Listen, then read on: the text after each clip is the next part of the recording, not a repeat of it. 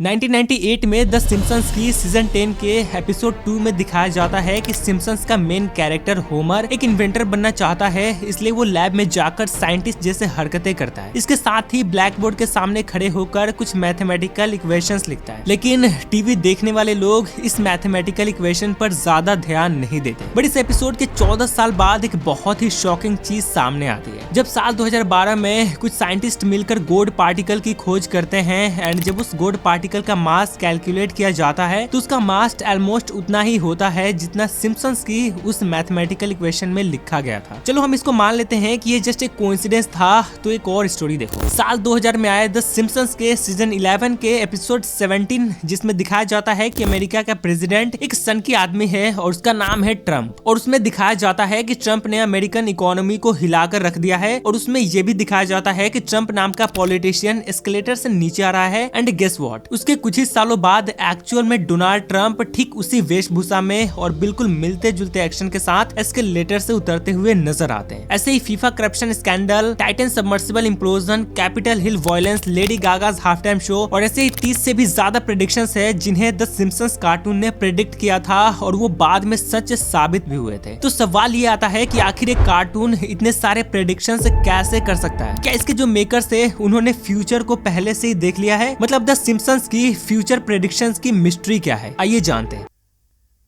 कहानी की शुरुआत होती है 17 दिसंबर 1989 में, जब मैट ग्रोइनिंग नामक इस बंदे ने द सिम्पसन्स एनिमेटेड कार्टून को पहली बार दुनिया के सामने पेश किया। द सिम्पसन्स का कॉन्सेप्ट मैट ग्रोइनिंग के earlier comic strip life in health से इंस्पायर था। तो हुआ क्या कि फॉक्स नेटवर्क ने मैट से एक छोटा एनिमेटेड सीरीज बनाने के लिए कॉन्टेक्ट किया और कहा कि वो अपने कॉमिक स्ट्रिप के कुछ कैरेक्टर्स का इस्तेमाल करके एक छोटा सा एनिमेटेड सीरीज बनाए, अपने एग्जिस्टिंग कैरेक्टर्स का ही इस्तेमाल करके। लेकिन मैट को अपने एग्जिस्टिंग कैरेक्टर्स टीवी सीरीज के लिए उतना सूटेबल नहीं लग रहे थे, इसलिए उन्होंने डिसाइड किया कि वो एक नया सेट ऑफ कैरेक्टर्स बनाएंगे। फिर उन्होंने क्या किया कि अपने खुद के फैमिली पे आधारित कैरेक्टर्स बनाया। इस तरह दिस सिम्पसन्स का पहला episode Simpsons roasting on an open fire 17 दिसंबर 1989 को रिलीज हुआ। एक्चुअली ये सीरीज एक सैटारिकल कॉमेडी है जो एक फिक्शनल टाउन स्प्रिंगफील्ड में एक middle class family Simpsons family के जिंदगी पर आधारित है। इसमें मेनली 5 कैरेक्टर्स है, जिसमें होमर फादर है, मार्ज जो माँ है, बार्ट जो बेटा है, लीजा बेटी है और मैगी छोटी बेटी है। पहले सीजन में द सिम्पसन्स ने फैमिली फ्रेंडली कॉमेडी के थ्रू अपने ऑडियंस को हंसाया, लेकिन आगे चलकर धीरे धीरे शो ने सोशल इश्यूज और पॉलिटिकल सटायर को भी शामिल किया। इसका यूनिक ह्यूमर और वर्सेटाइल कैरेक्टर्स की वजह से ये शो एक टाइम में one of the most popular animated show था। इससे जुड़ा एक इंटरेस्टिंग फैक्ट ये है कि ये कार्टून सीरीज अपने अर्ली डेज में अपने वॉइस ओवर आर्टिस्ट को $30,000 पर एपिसोड देता था, जो आज के टाइम में ऑलमोस्ट $3 लाख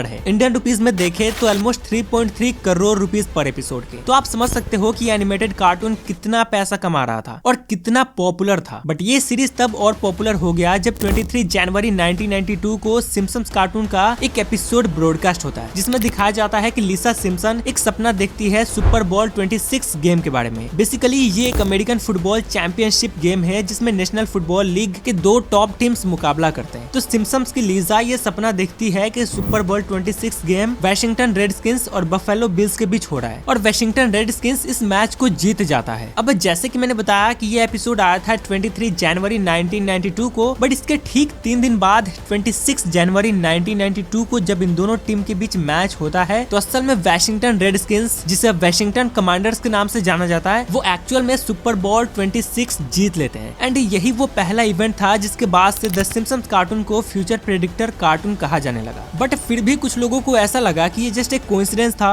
और कुछ नहीं। तो उन लोगों को भी तब बिलीव होने लगा जब साल 2008 के सीजन 20 एपिसोड 4 में दिखाया जाता है कि सिम्पसन्स का मेन कैरेक्टर बराक ओबामा के काम से बहुत ज्यादा खुश होता है, इसलिए अगली बार भी उन्हें ही वोट देने के लिए वो बराक ओबामा के नाम पर ही क्लिक करता है। लेकिन वोटिंग मशीन खराब होती है और उसका वोट जॉन मैकेन नाम के दूसरे पॉलिटिशियन को चला जाता है। और शॉकिंग बात तो ये है कि ठीक ऐसा ही इंसिडेंट 2012 में भी हुआ था, जब प्रेसिडेंशियल इलेक्शंस हुआ था। तब एक व्यक्ति ने बराक ओबामा को वोट देने के लिए मशीन पर क्लिक किया था, लेकिन उसका वोट दूसरे कैंडिडेट को चला गया और इसके बाद ये कार्टून फ्यूचर प्रेडिक्शंस को लेकर और ज्यादा फेमस हो गया। ऐसे ही इसके सीजन 10 के एपिसोड 5 में दिखाया गया था कि डिज्नी ने 21th सेंचुरी फॉक्स को खरीद लिया है और आप जानकर शॉक हो जाओगे कि साल 2019 में बिल्कुल ऐसा ही हुआ। डिज्नी ने $71.3 बिलियन देकर सच में फॉक्स एंटरटेनमेंट डिवीजन को खरीद लिया। डोनाल्ड ट्रंप अमेरिका के फॉर्मर प्रेसिडेंट है, लेकिन जब आप आज से 15 साल पहले पीछे जाओगे तब आपको पता चलेगा कि उस समय अमेरिकन्स डोनाल्ड ट्रंप को एज अ प्रेसिडेंट देखना एज्यूम भी नहीं करते थे। बट अमेरिकन पीपल भले ही ऐसा एज्यूम नहीं करते थे, पर जब बात आती है सिम्पसन्स कार्टून की,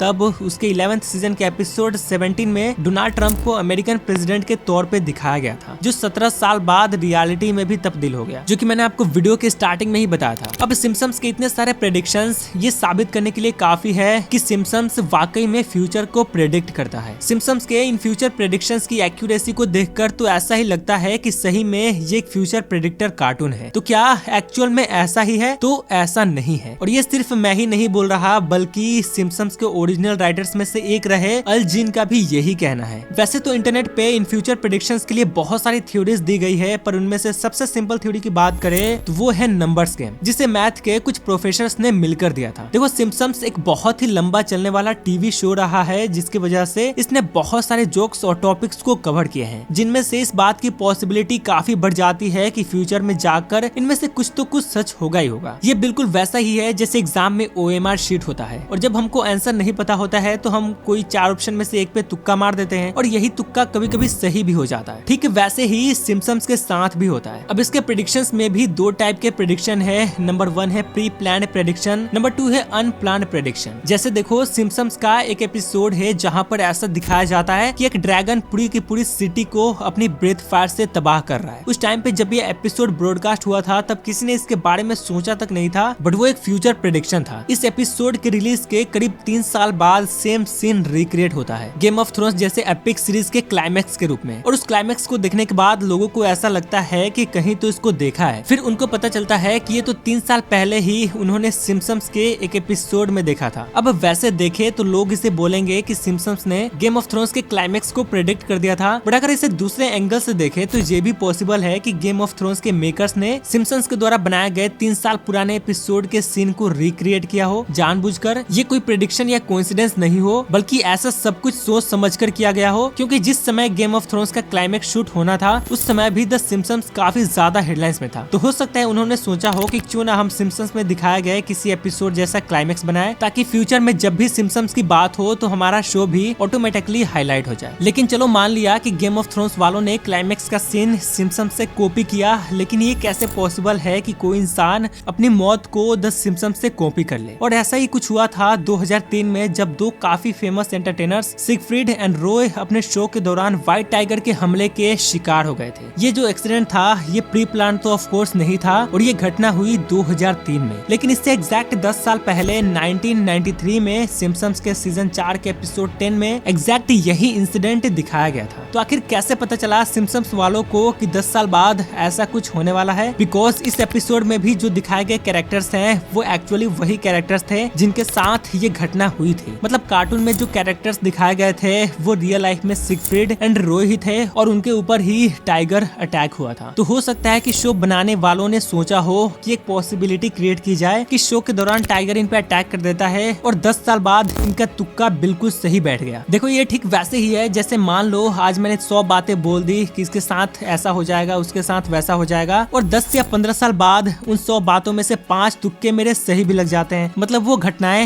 एक्चुअल में घट जाती है। तो क्या आप ये कहोगे कि अजय भाई आप तो फ्यूचर प्रेडिक्टर हो? ऑब्वियसली ऐसा नहीं ना। देखो, कोई भी शो रिक्रिएट हो सकता है, कोई घटना घट सकती है, तुक्के लग सकते हैं, बट ये कोई फ्यूचर प्रेडिक्शन नहीं है। फ्यूचर प्रेडिक्शन का मतलब है किसी घटना को एग्जैक्ट डेट, टाइम या प्लेस के साथ बताना, उसे प्रेडिक्शन कहते हैं। लेकिन सिम्पसन्स ने कभी भी कोई प्रेडिक्शन नहीं किया। उन्होंने बस तुक्के लगाया कि फ्यूचर में ये हो सकता है, वो हो सकता है, और इसलिए उसमें से कुछ घटनाएं एक्चुअल में घट जाती है। सिम्पसन्स के सारे एपिसोड्स में जो जोक्स है जो फ्यूचर इवेंट्स की तरह इशारा करते हैं, उनके टोटल जोक्स नंबर 5 लाख से भी ज्यादा है, और इनमें से जो एक्चुअल इवेंट्स हुई है वो नंबर्स में सिर्फ 43 है। इन 43 में से भी 12 इवेंट्स ऐसी है जो हो सकता है कि कॉन्शियसली क्रिएट किया गया हो, जैसे गेम ऑफ थ्रोन्स का क्लाइमैक्स सीन, और 31 ऐसे तुक्के हैं जो 5 लाख में से सही बैठे हैं। तो अब आप क्या कहोगे, एक्चुअल में सिम्पसन्स फ्यूचर प्रेडिक्शन करता है? नहीं ना, सिम्पसन्स सिर्फ गेस करता है कि फ्यूचर में क्या हो सकता है और कुछ चीजें सही भी हो जाती है। अब जैसे द सिम्पसन्स के सीजन 34 के एपिसोड 6 में दिखाया जाता है कि एक ब्लैक होल धरती पे आ गया है और चीजों को निगलते जा रहा है। अब ब्लैक होल धरती पे तो आना पॉसिबल नहीं है, बट अगर सिम्पसन्स में यही ब्लैक होल स्पेस में दिखाया गया होता और वो ब्लैक होल फ्यूचर में कुछ निगल जाता तो फिर लोग इस इवेंट को सिम्पसन्स के उस एपिसोड से एसोसिएट करके कहने लगते हैं कि सिम्पसन्स ने ये पहले ही प्रेडिक्ट कर दिया था। तो ये था सिम्पसन्स के फ्यूचर प्रेडिक्शन की रियलिटी। मिलते हैं नेक्स्ट वीडियो में, बाय।